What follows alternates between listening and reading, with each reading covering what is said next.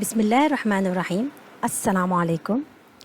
In this video, we are going to discuss about anti-emetics and starting with the concept of prokinetics.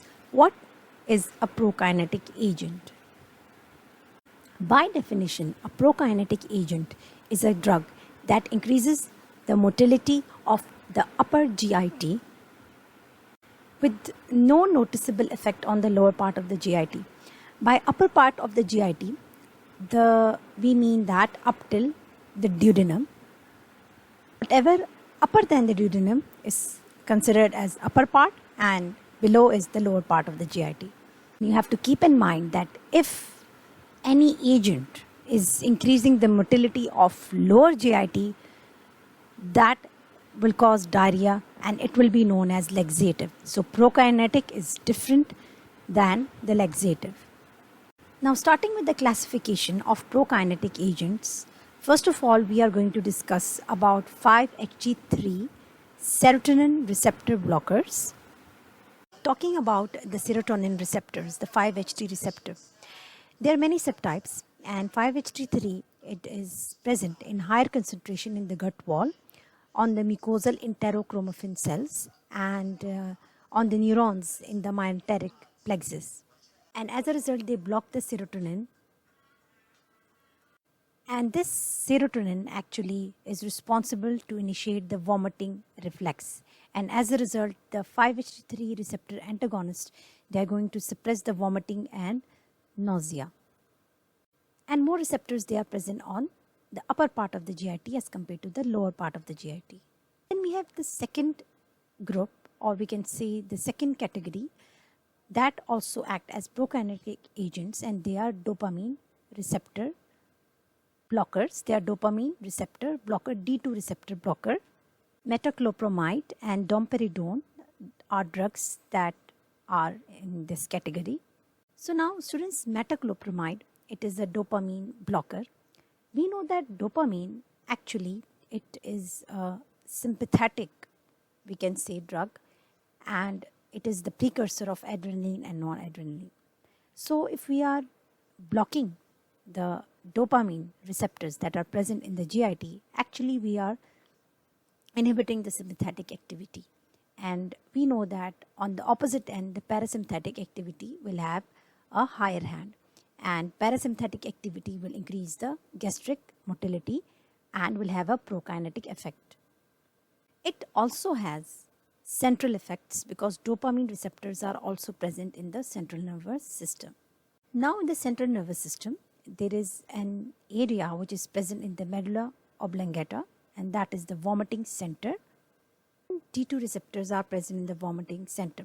So when the this dopamine blocker or dopamine antagonist blocks this D2 receptor in the vomiting center, it has an anti-emetic effect. Not only as an antiemetic, but metoclopramide can also be used in gastroesophageal reflux disease, and also they are used in diabetic patients with gastroparesis. By gastroparesis we mean that because of diabetes, these patients have neuropathy and that affects the GIT motility, and such patients complain of dyspepsia. So this drug can also increase the gastric motility in such patients. And one very important adverse effect of this drug is, remember students, because this drug is not going to act just peripherally but also centrally. A part of the vomiting center, we know that dopamine receptors, they are also present in the basal ganglia, in the limbic system and in the pituitary gland. So this drug will block all those receptors in these areas. Now we know that basal ganglia is responsible for the extrapyramidal movements, the fine movements like the facial expressions.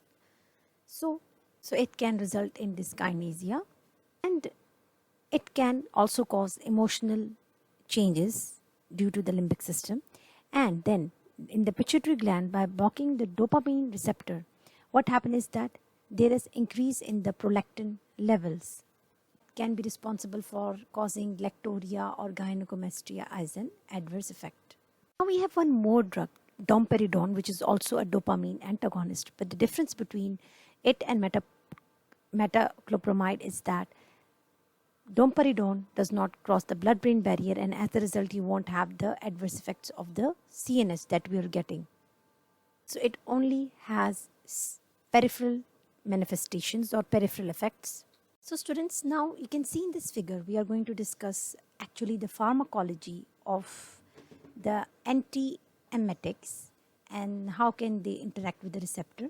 You can see we have the vomiting center, and the receptors that are present on the vomiting center are muscarinic receptors, the 5-HT3 receptor and the D2 receptor.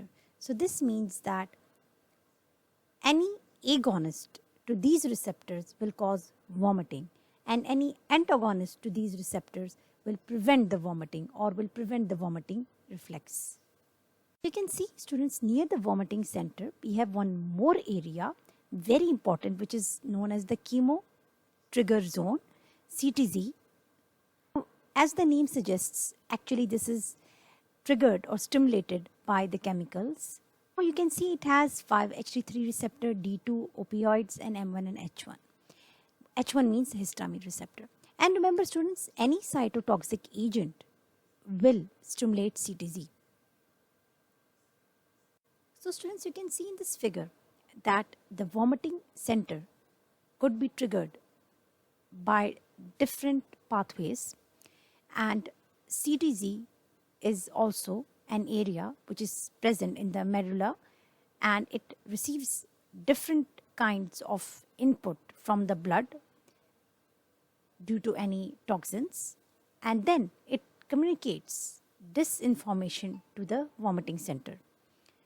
And we have also other sensory inputs other than the CTZ, and you have to remember that CTZ, students, it is actually outside the blood-brain barrier, and the toxins can very easily reach to it with the help of the blood. So the vomiting center is inside the blood-brain barrier, and such type of drugs or toxins that can't reach it directly, they stimulate the vomiting center with the help of CTZ, and ultimately vomiting center is responsible for producing the vomiting reflex. We talk about the sensory input. One of them is the inner ear, which is responsible for the motion sickness in some patients. In the inner ear, there is the vestibule, which is responsible for maintaining the balance, and this sends signal via the vestibulocochlear nerve towards the nuclei, which you can see in this figure, the cerebellum,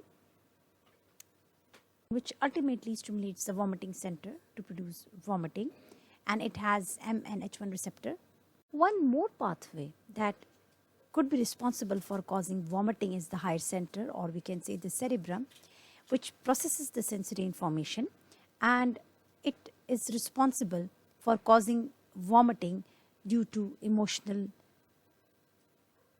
could be any emotional scene, it could be at the site of blood, it could be smelling something nasty. All of these things can be responsible for stimulating the vomiting center via the high center.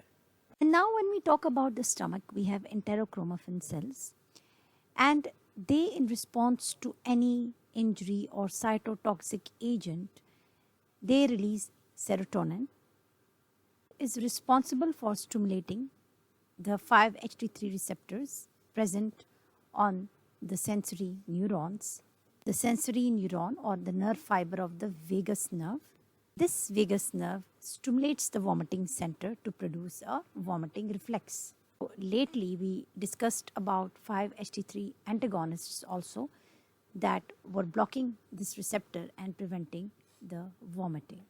So students, you can see in this figure that as a response of the vomiting reflex, the lower esophageal sphincter first of all relaxes.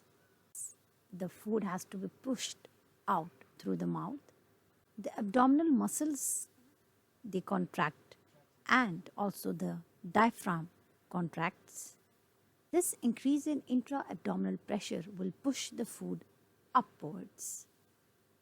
Also, you can see in the figure there is closure of the glottis to prevent the food to enter into the lungs.